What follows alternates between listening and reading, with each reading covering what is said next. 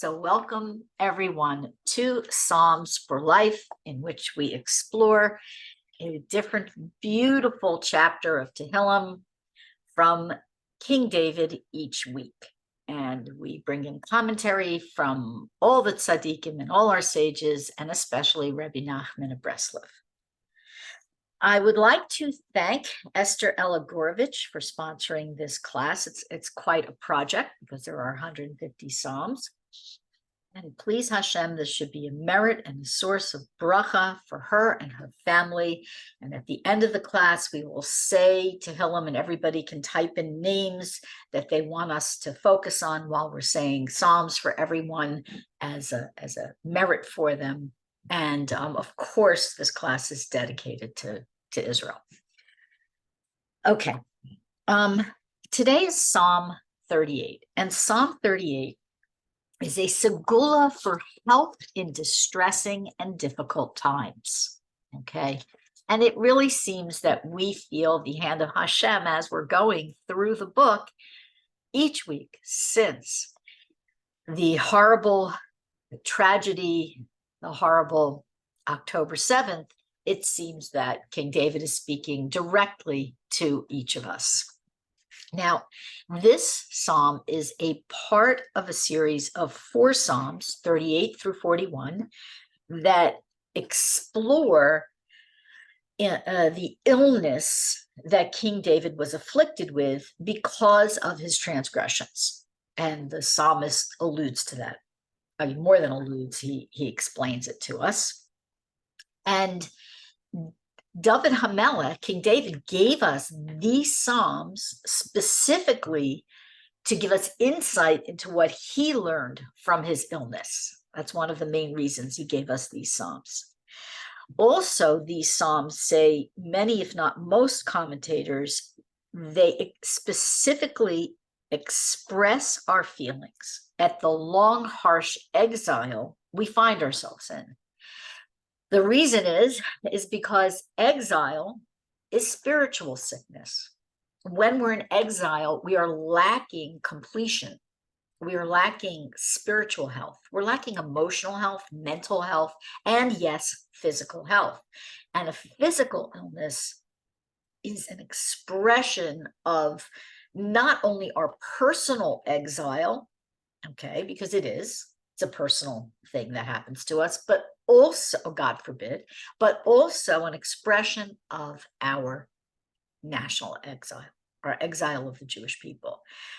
And until, I want everybody to understand that, yes, thank God, Israel's there, but until the redemption has happened and the third Beit HaMikdash, third temple has been built, we are still technically in a state of exile.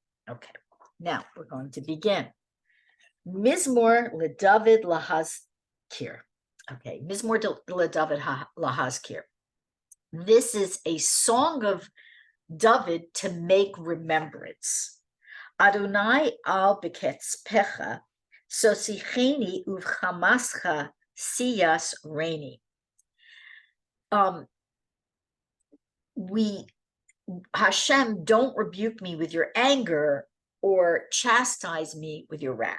So I wanted to take those 2 verses together because the ideas kind of flow together. So this song of David, to make a remembrance, is something that we recite in times of distress, says Rashi, to sort of bring it before Hashem that the nation of Israel, the people of Israel, are in distress.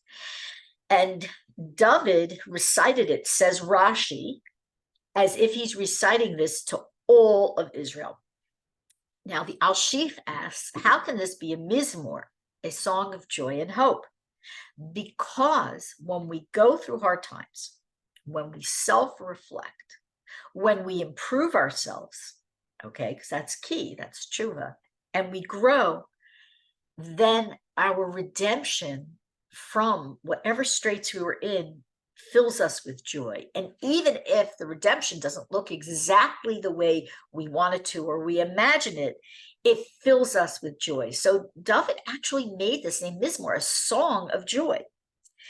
And this anger that follows this first verse is this expression of, we know we're not there yet.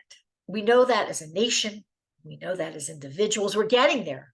Everybody can see them. Perhaps one of the most important things is the achdut, the unity that we see among all the Jewish people.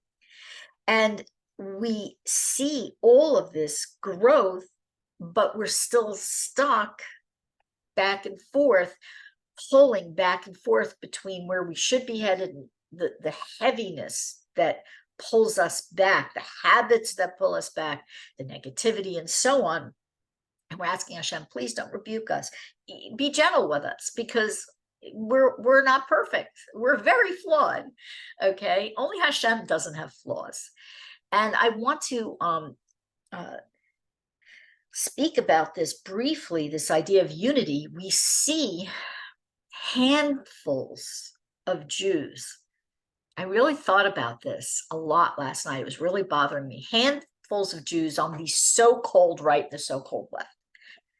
15 people, 20 people, 100 people. I don't know how many exactly. It was very, very small. And it's as if the media, whether it's social media or news media, took a magnifying glass, which they usually focus on us Jews. Okay, we're always in the news.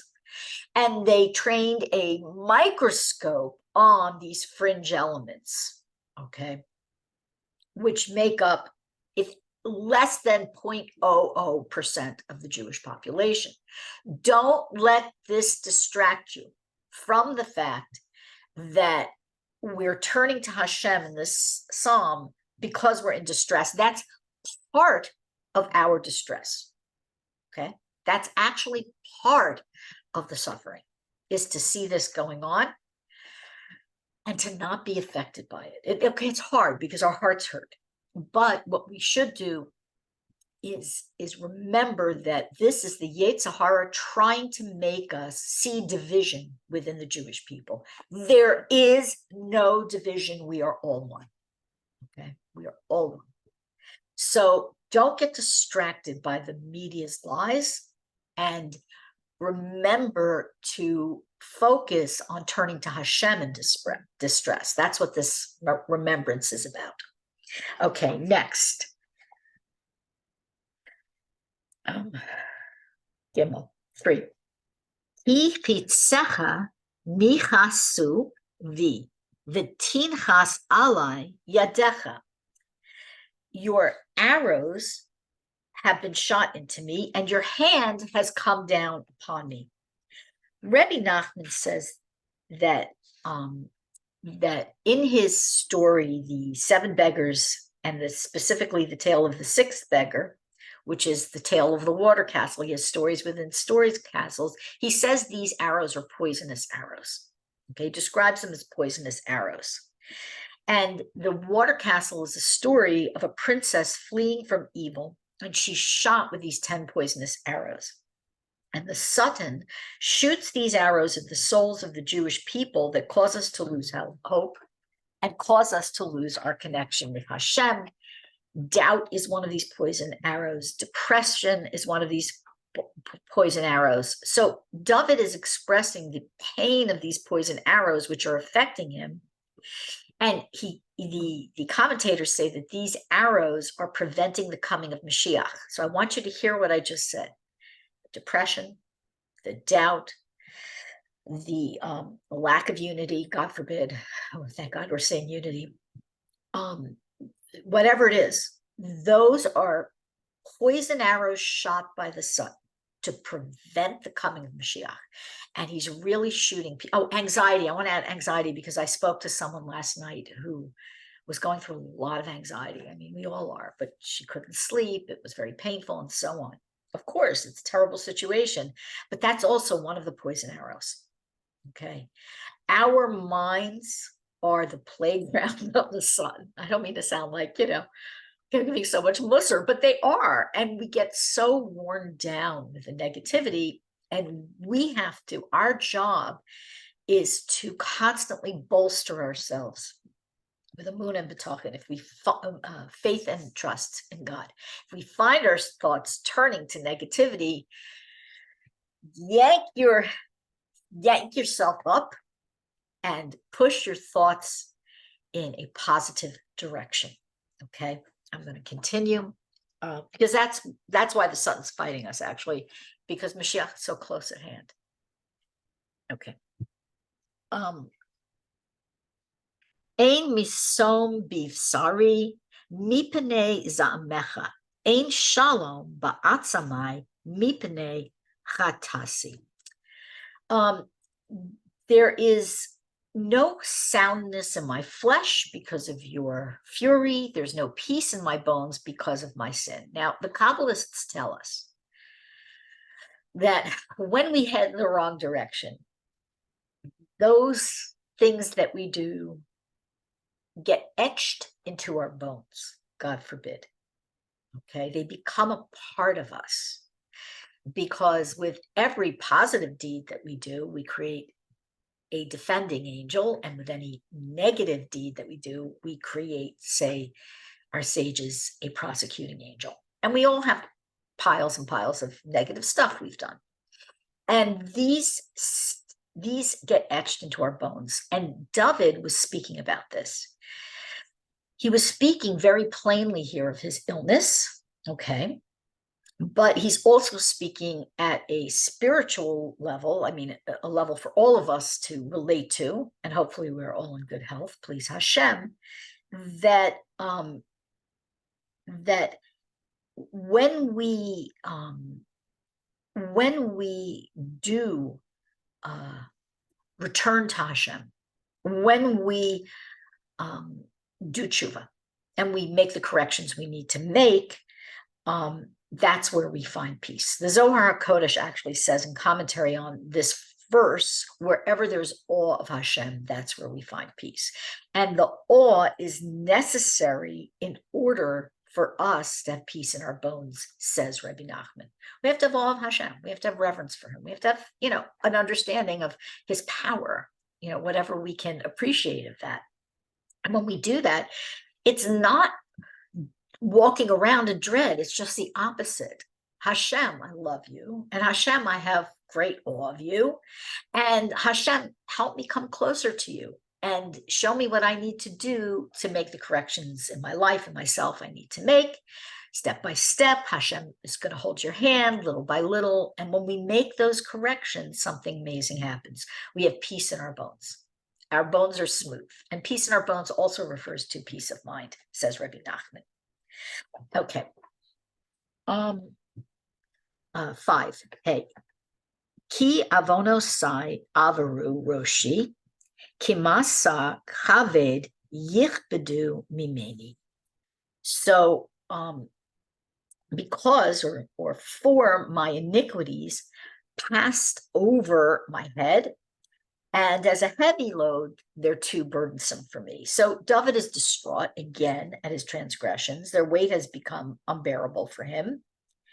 And the Jewish people are healing all our missteps as a nation. We're healing them. How are we healing them? This load is too burdensome for us individually. But as a people, we see, again, I really want to bring up unity in Achdut, which is why it's so important to learn the laws of proper speech and treating each other and so on. Very, very important. When we do this and we bring unity, Am Yisrael Chai, Od Avinu Chai, we bring unity and we see the changes that occur. Okay.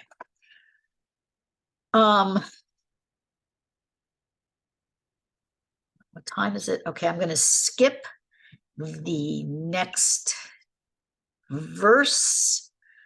Hold on. I'm going to skip a couple of verses because I want to be able to get to some key verses. Okay, this one I really wanted to get to. Hold on.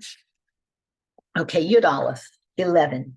Libi secharchar azavani chochi v'or einai gam hein ein iti.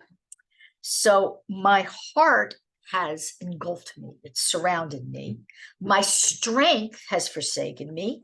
And the light of my eyes, too, has left me. So David Sears, in his wonderful book, The Power of Psalms, which I always recommend, and I always put it in the description on YouTube, he points out that instead of using the Hebrew word saviv, which means going around or engulfing, David uses the Aramaic word here, secharchar.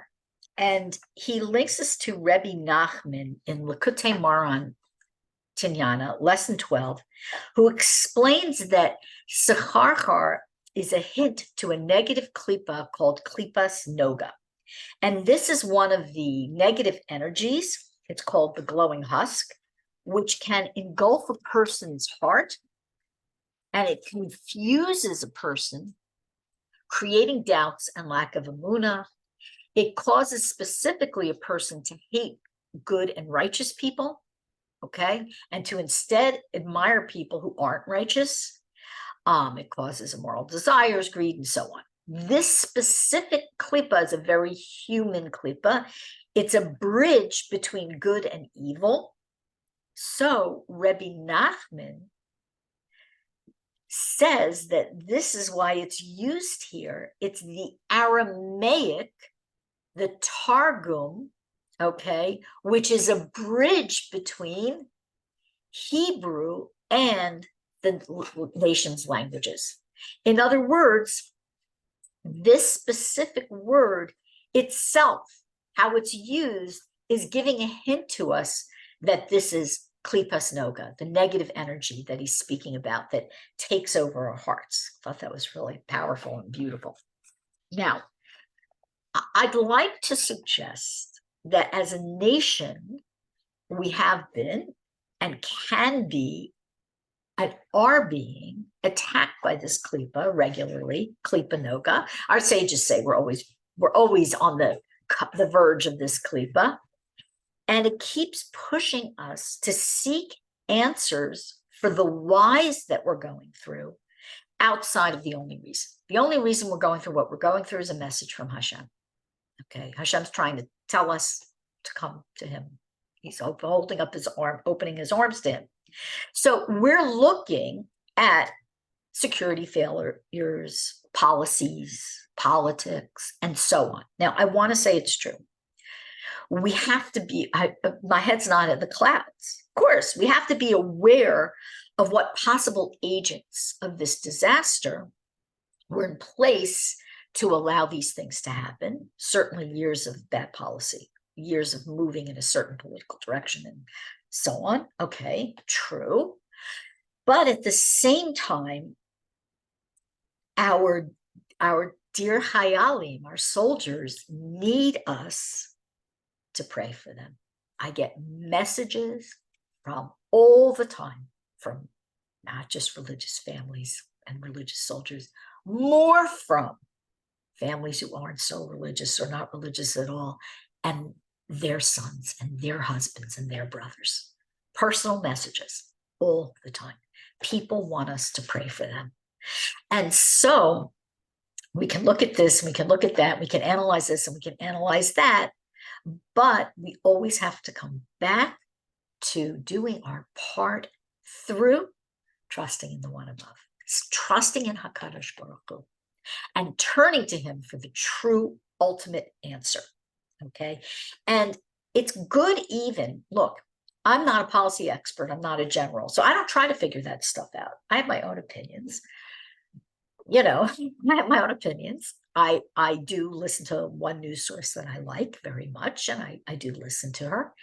And yet, at the same time, I immediately remove myself from that klipa when I'm done listening with what she has to say. She's an analyst. She's an Israel-based analyst. And I then know, okay, I've just listened to that. Now I've got to say Tehillim. And so if you want to listen to the news or you want to discuss these things, remember, we don't have the answers. Even the greatest analysts don't have the answers, because who has the answer? Hashem. Okay. All right. So this one we have to do. This is such a good psalm. I hate to skip over anything, but we're going to have to. Okay.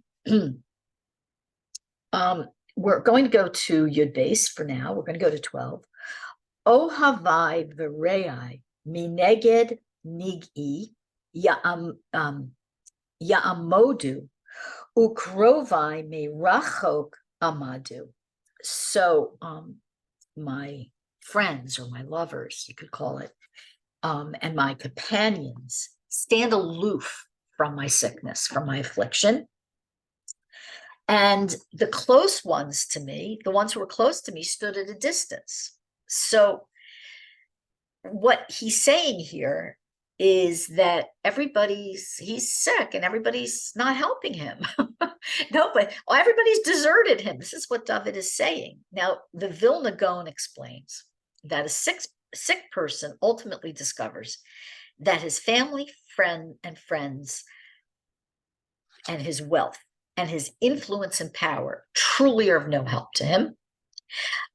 They don't stand up for him. Only his mitzvot stand up for him. And that's a personal psycho-spiritual point of view. But we can, I'm sure, just hearing the verse, you immediately connected this to what's going on around us. We see that the people that we thought were our friends, okay, are not our friends. And we see the people that we thought would support us are not. Now, there's a handful of people who are, and who are outspoken about it. And Hashem should bless them. Very righteous people. Okay, good, really good people. And they do support the Jews. And they see the anti-Semitism and they're very disturbed by it, and they're speaking out. But by and large, most people are not, or they're speaking out of one side of their mouth. Okay, most people in power are speaking out of one side of their mouth. And if you get the real news, you know what's going on behind the scenes, which is the arm twisting of Israel to basically, arm the enemy, feed the enemy. Okay, feed people who want to destroy us, make peace with people who, next chance they get, they're going to do it all over again. God forbid, chas v'shalom. Okay, so David's expressing this. Okay, so when we say this verse today, which we're going to say it after class, let's remember that David knew exactly where we're holding today, right now. Okay. Okay. We have to do 13 as well, I think. Okay, I'll just say that Rashi says Israel hears reproach from the nations. Israel feels abandoned by the nations. This is a direct Rashi. Okay, but generally speaking, Israel doesn't respond. Why? Because we hope that Hashem is going to redeem us, and eventually he always does. Now, this doesn't mean that we don't act. We don't do hishtadlus. We don't. If you're politically connected, you do politics. If you're a marcher, you do a rally. If you're a giver, you give. If you're a prayer, you pray. I mean, most people are doing all these things and more volunteering. Okay, Benita, I know, is volunteering. Everybody's volunteering, actually, that I know just about. So everybody's doing something. Okay, but ultimately, we rely on Hashem. And, I just want to say that the verses that speak about our enemies and how they are, excuse me, I have to let someone in the room, that speak about our enemies and their treachery and deceit and their abandonment. It's really interesting. The Malbim says that they spread lies about us in order to gain support for their public campaigns. Okay, so we see all the lies. We can't be disheartened by that. That's part and parcel, again, of what has to happen in order for the distress to get to the point where our hearts break open. Our hearts have to break open and turn to Hashem. Okay, I can't say we volunteer for this. What I can say is we're all, every single one of us, capable of rising to the occasion, whether we think we are or not, because Hashem will not give us anything that every Jew can't handle, that the nation can't handle, and so on. It's just up to us. Okay. So let me continue. I'm skipping. Okay. Yudalit 14. Va'ani checheresh lo eshma. Uchilem lo yiftach piv. So I'm like a deaf man, I do not hear, like a mute who doesn't open his mouth. Rashi says this is speaking about Israel as a whole, about the Jewish people. We hear insults and we keep silent. Okay, what does that mean? No, we have to speak out many times.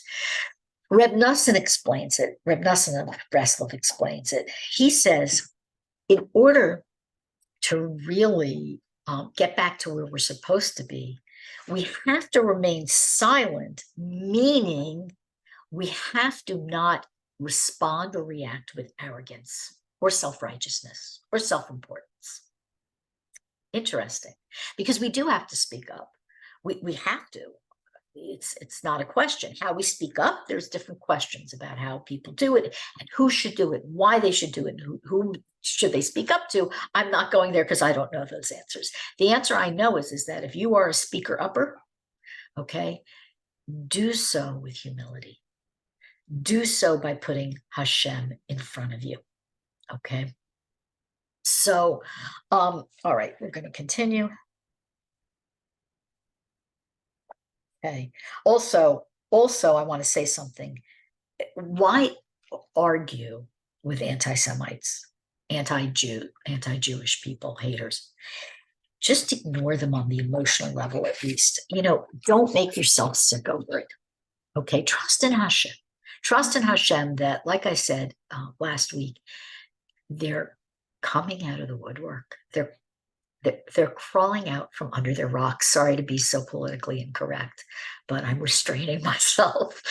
And let me tell you something. This is what the Navi described. This is what our prophets describe, our sages describe. They tell us that they're going to come out and appear very, very strong. And in an instant, they'll be gone. So we have to keep hanging on. Okay. Let me see. Okay, so yes, we will go to, hold on. Sorry, I am skipping a little bit. Okay. Yud Zion 17. Ki amarti pen yismechu li bimot ragli alai higdilu. Okay. So, for I said that they shouldn't be glad about me at the misstep of my foot, and they will magnify themselves over me. Okay, so he's saying that lest they rejoice over me, lest they're glad when my foot slips, lest they're glad when I fall down, and we don't want them to magnify themselves. So Rashi says like this. This is the reason we remain silent. Again, with that judicious silence. Doesn't mean we don't speak up. It means we parse our words. We're careful how we speak up. And he says like this, if we answer them brazenly, they might yet witness our downfall, God forbid, and rejoice over us when our feet falter. And they will magnify themselves over us, saying, weren't you boasting of your salvation? Okay, so you hear how Reb Nosson said before, we shouldn't be arrogant, we shouldn't boast, we should be humble. Rashi says we weren't intimidated by the nations. We were quiet just because we didn't want to boast and be arrogant. We had a good assessment of our worth. And we know that any salvation we want has to be done with the mercy of Hashem. It has to come from Hashem's love for us. Okay, so there's no room for Hashem if we are filled up with our own righteousness. Oh, look how righteous we are. Look how much technology we've given the world. Look how great the Jewish people are. Okay, I actually feel that way. I can't help it. I love the Jewish people with all my heart. I feel that way. But we don't want to be in their faces with this. Excuse me. It's so upsetting what's going on. We want to be happy. We want to be proud, but we don't want to attack them back with arrogance. I can't believe I'm crying in class. Sorry. Okay. We want to speak wisely. Okay. We're not cowards. We're not cowards. We're not yielding to them. We're not mice. It's but because we believe in God and we know He's our salvation. Okay. Excuse me. All right, let's see what verse I'm going to read. Next, I have so many notes. Okay, we're running a little late. Oh, this is a verse that might shock some people.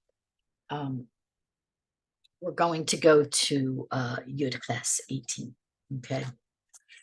Hi ani letzela nachon. Machovi negdi samid. Okay. Because I'm prepared for disaster, okay, and my pain is always right in front of me, always there. Tamid or Samid, it's always there. Rashi explains, we're doing a lot of Rashis this week because the Rashis were, the Pshat was again loaded. Rashi says like this: a Jew is always prepared for disaster. Our sages say that every time Jews are too prominent in any country in the world, some evil comes along to displace us. Okay. Many Rabbanim say that we must always, wherever we are, view ourselves as guests in our host country. And even in a way, at this point, since we have a government in Israel that is modeled on a non-Jewish government, it's modeled on the British Parliament, I mentioned this yesterday in the Israel class, that we must view ourselves as guests in our host, as a host country. This is going to sound crazy, I know. Certainly in America and Great Britain and so on, Australia, wherever you are, Canada, we have to be like a good house guest. We have to be good citizens. We have to be patriotic. We have to follow the laws of the land as long as they don't openly flout Torah, okay? And most laws do not, really they don't. And we have to be better. We have to be better so that we are a general light unto the nations. I'm not even talking a spiritual light. And when the Geula comes, we won't be American Jews, or some people say Jewish American, I say American Jews, or British Jews, or Argentinian Jews. We won't. We'll just be Jews. We won't even be Israeli Jews. We'll just be Jews. We'll just be Israel, the nation of Israel. And we have to understand that for right now, and we just have to hang on a little longer, it's so close, that potential for pain is right in front of us. Okay. That doesn't mean we should be negative. We just should be wise. So all Rashi is telling us is like, smarten up, be wise, step back, don't be arrogant, look at the situation for what it is. And don't feel that just because you are a guest in a land, and you are a good citizen, but you're a guest in a land, it's not your land. There's only one land for us, and that's Israel. And there's only one time for us, when the Geula comes and the third holy temple is built. Okay. You just have to hang on. This is also part of the process. It's part of it. Okay.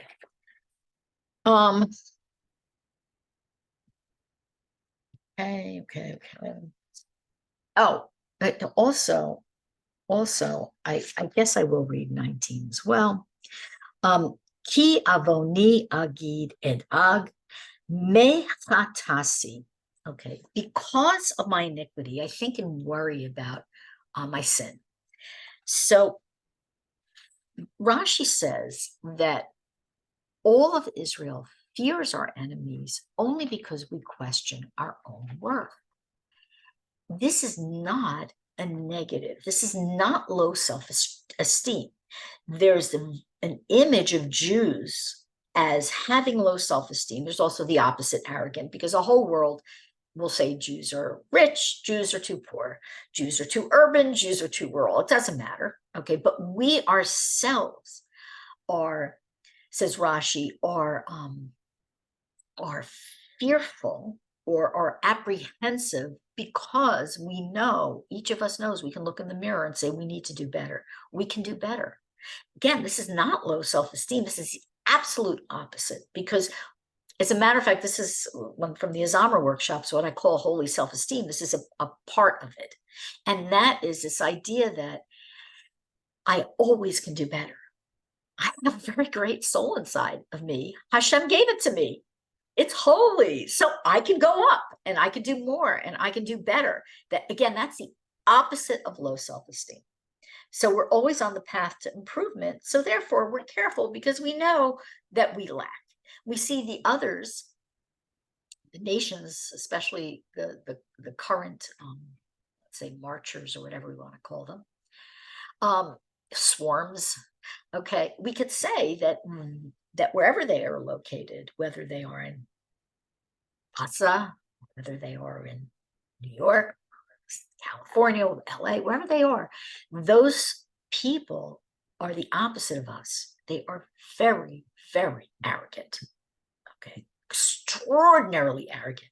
And the way to fight them isn't to be equally arrogant. That's a trick of the Yitzhara.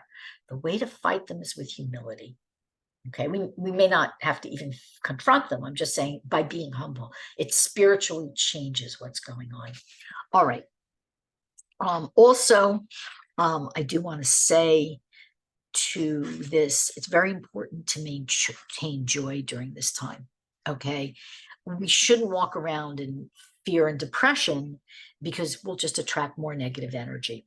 Okay, but we still have to improve ourselves and do tshuva, but joyfully, with joy, because Hashem is giving you this incredible. No other nation has this opportunity in the way that we do. The nations can do tshuva, by the way. I'm not saying they can't, but not like we can. We have a special way, and we have the opportunity to just be very, very close to Hashem. Okay.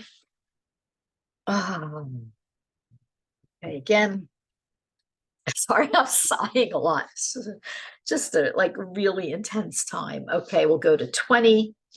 The oivai chaim atzemu, v'rabu sonai shaker. But my foes are filled with life, and great are those who hate me for no reason. Rashi. So Rashi explains that they hate me because their lies have been lifted up. They've been exalted. Does that mean? I don't know. I'm looking that their lies are plastered all over the media. That's pretty exalted. They're in everybody's faces. Okay. Rav Hirsch says something which is really interesting. He says, I can't go into the etymology because it's going to take too long, really. But briefly, the gist of it is, and if you want it, I'll text you or we'll talk. This refers to us personally and nationally. Our enemies are filled with cheer and life and liveliness and good health, all that stuff. Why? Because they have zero remorse and others are joining them. So the groups of them are very vibrant. Okay, we see this. Oh my goodness, just what happened at the White House. We see it. And this is, the others are just taking up their mantle of hate. And this kind of hatred, he says here, is so interesting. He describes the Jewish people's enemies as, and then this isn't dependent on etymology, as a nations that are ungrateful, and a particular dislike for people that you feel you owe something to. Please hang on to that thought. This is a particular type of hatred that people have who are ungrateful, and they dislike feeling that they owe someone something. These kinds of enemies will go out of their ways to despise the ones who help them. Okay, we can talk about Gaza. We can talk about Gaza. We see that certainly. But we can also talk in chutzlaretz, in the diaspora. We come to a country, and what do we bring the countries throughout our history? We bring them, we certainly brought them Torah, we brought them morals, okay? We brought them the Noahide laws, we brought them wealth, we brought them innovation, we brought them holiness, we brought them brotherhood, we showed them how people should treat one another. I remember years ago, there was a councilman from the Bronx who came to visit an organization that I worked with.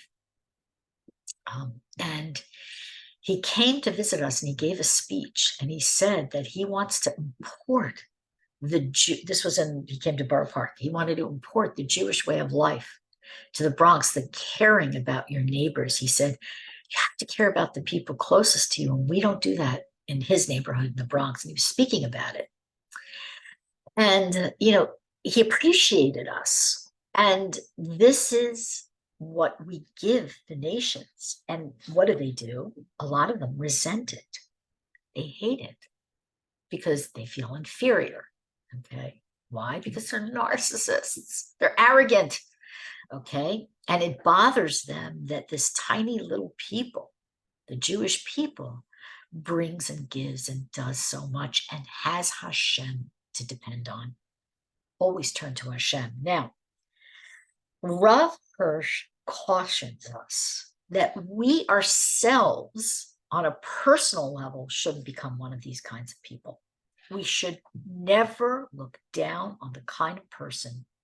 We should never become the kind of person that looks down on someone who helps us, who feels that they're inferior in any way.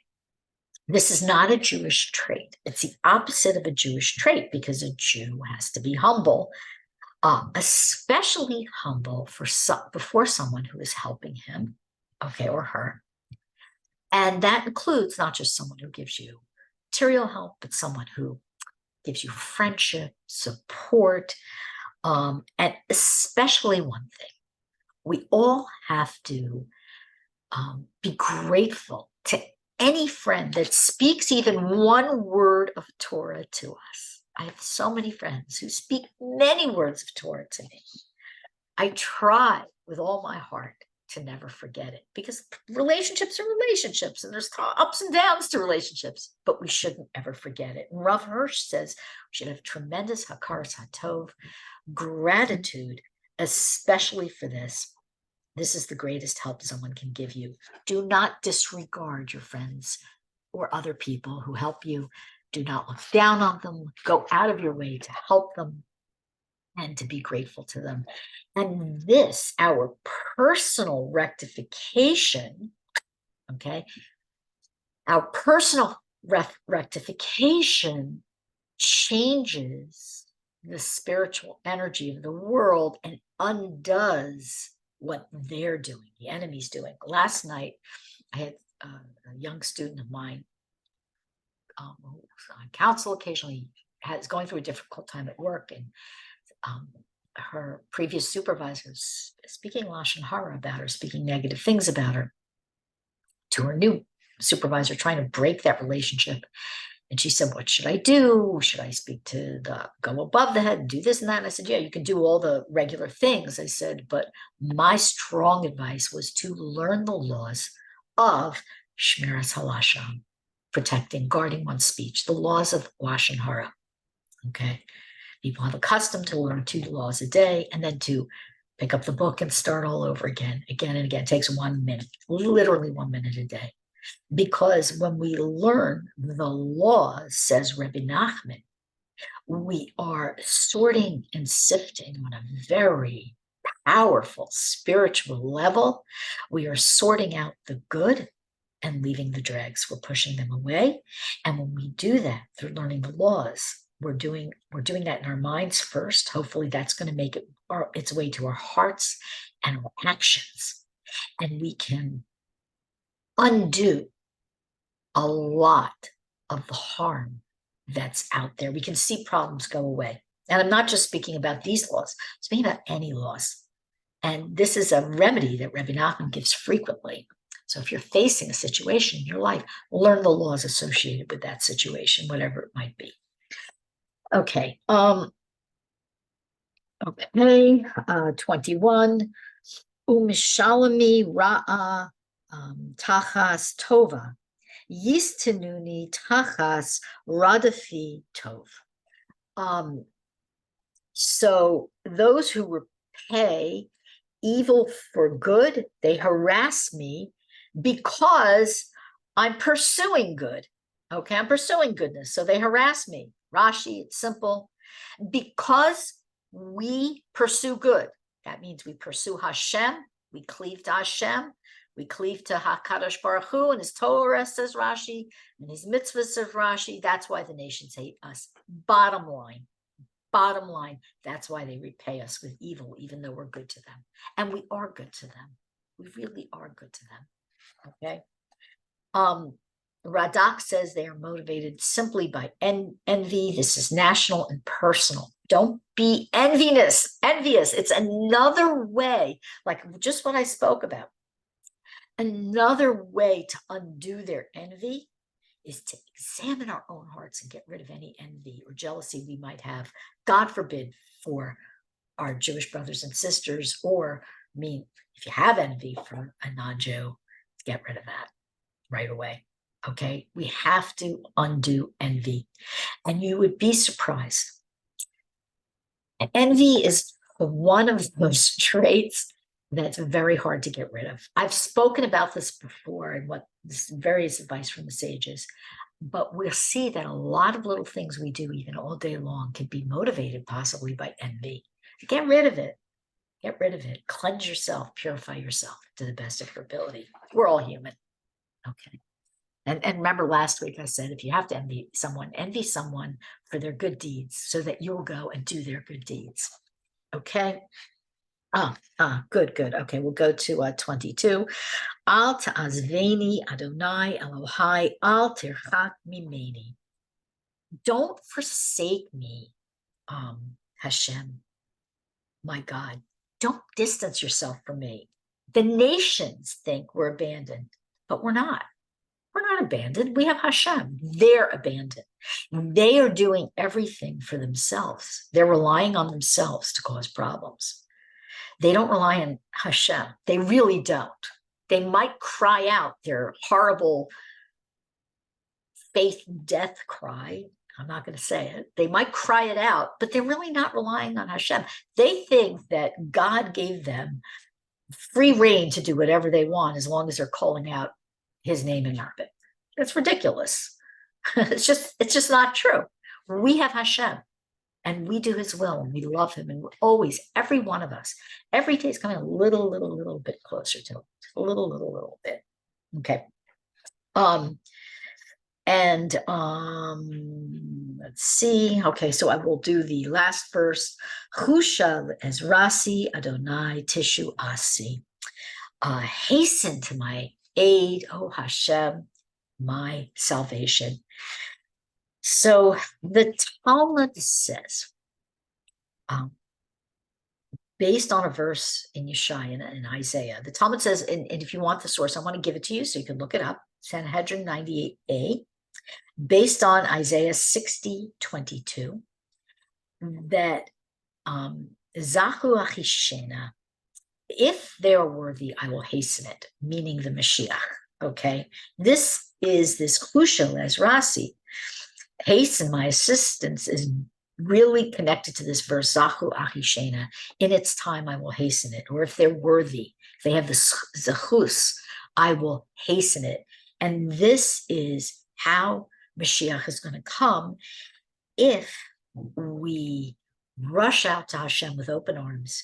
And this psalm is a plea for Hashem to see our skills, to see our merits, to see that we're calling out to him. Every verse of this psalm, we are calling out to him. And when we say this psalm, it's really a call for Hashem to see we are good. We do love Hashem. We do love each other. That's really what makes Hashem happy, by the way, when we love each other. Because what makes a parent happy? When their children get along. Okay. And so when we get along, we make our Tati in heaven very, very happy. And he's just tickled with us, and he wants to do for us, and he wants to hasten the redemption so we don't have to suffer under these horrible situations. That is a suffering. It is a suffering for us. It would be a suffering for anyone. And please, Hashem, we should experience the Geula, and we should greet the Mashiach together in our time speedily, speedily. Okay, that's the end of this class. And does anybody have any questions or comments before we move on to the Tehillim part of this class? The class went over today, and honestly, I could have gone for an hour and a half easily. No questions? Okay, I'm going to end the recording.